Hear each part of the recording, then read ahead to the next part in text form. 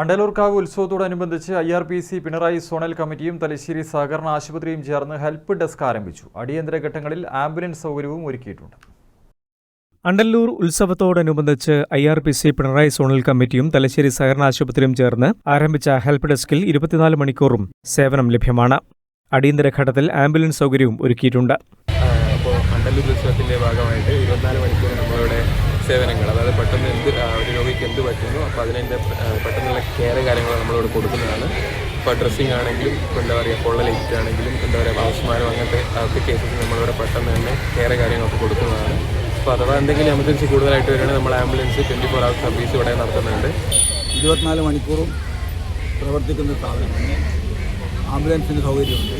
നിലവിൽ ആ നിലയിലുള്ള ഒരു പ്രവർത്തനമാണ് ഇതിനെക്കൊണ്ട് നടക്കുന്നത്. ഭക്തജനങ്ങൾക്ക് സ്വാതന്ത്ര്യ പ്രവർത്തനങ്ങളിൽ വലിയൊരു ഉപകാരപ്രദമായ ഒരു പ്രവർത്തനമാണ് ഈ IRPCയും അതുപോലെ തന്നെ കോപ്പറേറ്റീവ് ഹോസ്പിറ്റലും നടത്തിക്കൊണ്ടിരിക്കുന്നത്.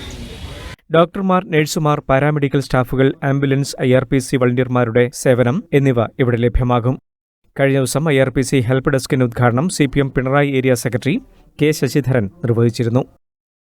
News bureau, Thalassery.